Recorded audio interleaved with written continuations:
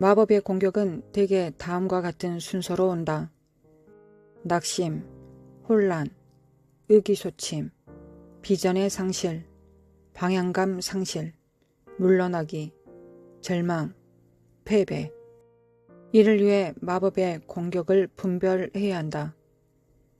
공격 1. 낙담. 누구든지 예외 없이 때때로 낙심하게 된다. 그리고 그것은 여러 가지 다른 이유들 때문일 수도 있다. 그러므로 이것은 항상 우리를 대적하여 사용되고 있는 마법의 결과는 아니다. 그러나 만일 우리가 명백한 이유 없이 증가하는 낙담에 빠져들고 있다면 하나의 가능한 원천으로서 마법이 고려되어져야 한다. 비록 상황은 평소보다 실제로 더 나쁜 것이 없는데도 당시의 어려움들이 극복할 수 없어 보이고 당신이 포기하고 싶을 때 당신은 10중 8구 영적인 공격의 영향 아래 놓여져 있는 것이다. 낙담으로 당신을 괴롭히려는 원수의 시도는 공격의 다음 단계를 위해 당신을 약화시키고자 하는 목적으로 의도된 것이다. 공격 2. 혼란. 분명한 이유가 없는데도 불구하고 막연하게 증가하는 혼란의 영을 조사해 봐야 한다. 여기서 우리는 우리가 하도록 부르심 받는 것에 대한 우리의 투명함을 잃어버리기 시작한다. 또한 그리고 당연히 우리의 결의를 약화시키게 된다.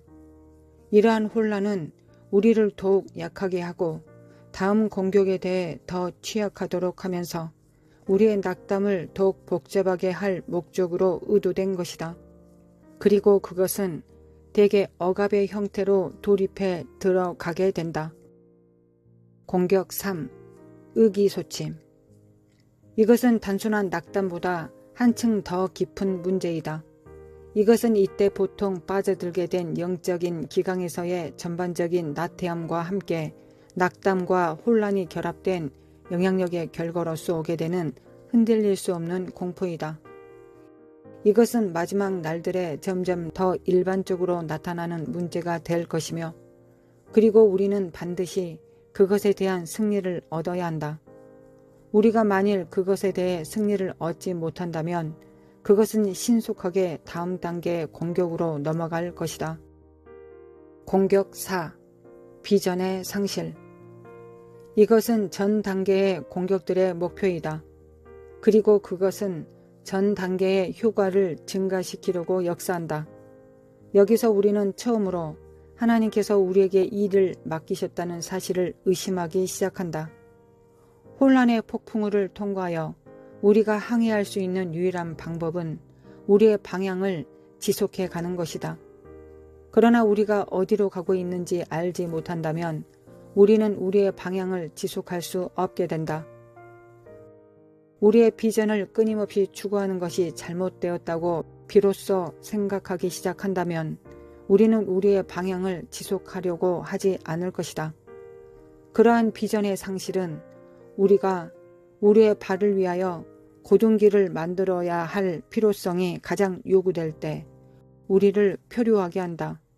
이것은 공격의 다음 단계를 위해 우리를 설정한다.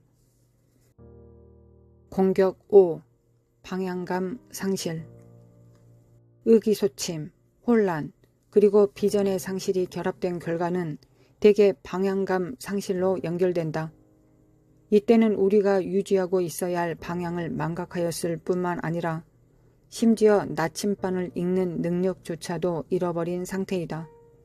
성경은 더 이상 우리에게 말하지 않을 것이며 그리고 하나님의 음성을 신뢰하는 것이 아니라 심지어 가장 기름 부음 받은 가르침이나 설교로부터 많은 격려를 받는 것은 엄청나게 고된 분투와도 같을 것이다. 이것은 영적으로 무능력해지려는 지점이며 또한 이것은 퇴각을 초래하게 된다. 공격 6. 퇴각. 방향 감각의 상실이 시작될 때 사역에서 우리의 목적, 교회 내의 다른 사람들과의 교제, 그리고 종종 우리의 가족들과 우리와 가까운 다른 사람들로부터 물러나거나 피하고 싶은 유혹이 있게 된다. 이러한 퇴각은 자포자기하도록 하여 절망의 결과를 낳게 된다. 공격 7. 자포자기. 전투에서 퇴각은 신속하게 절망과 자포자기로 몰아간다. 희망이 없다면 우리는 쉽게 원수에게 사로잡힐 수 있게 되는데 유혹이나 질병을 통해서 그렇게 되며 사망을 통해서 그렇게 될 수 있다. 소망이 없어졌을 때는 심지어 가장 건강한 사람이라도 순식간에 건강이 악화되고 죽게 된다는 사실을 과학은 증명했다. 그러나 소망이 있을 때 남자들과 여자들은 정상적인 신체가 소진하여 더 이상 살 수 없었을 지점을 훨씬 더 지나기까지 살아왔다. 자포자기는 언제나 패배를 가져오게 된다. 공격 8. 패배. 선행된 7단계의 최종적인 결과로서 패배를 가져오게 된다. 요한계시록 12장 11절에서 우리는 성도들이 사탄을 이기는 것을 보게 된다. 첫째, 어린 양의 피로써. 둘째, 그들의 증거하는 말로써. 셋째, 죽기까지 자기의 생명을 아끼지 아니함으로써. 그분께서 우리를 위해 십자가로 이미 성취하신 것 위에 우리가 설 때 우리는 어린 양의 피로써 이긴다. 승리는 이미 얻어져 있다. 우리가 그분 안에 거한다면 우리가 패배한다는 것은 불가능한 일이다. 우리의 증거하는 말은 성경 말씀이다. 원수가 예수님께 도전했을 때마다 예수님은 성경으로 응수하셨다. 하나님의 말씀은 성령의 검이다.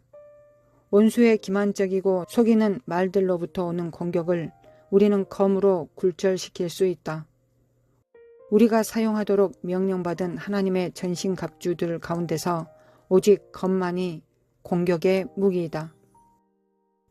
끝으로 너희가 주 안에서와 그 힘의 능력으로 강건하여지고 마귀의 관계를 능히 대적하기 위하여 하나님의 전신갑주를 입으라. 우리의 씨름은 혈과 육을 상대하는 것이 아니오 통치자들과 권세들과 이 어둠의 세상 주관자들과 하늘에 있는 악의 영들을 상대함이라. 그러므로 하나님의 전신갑주를 취하라.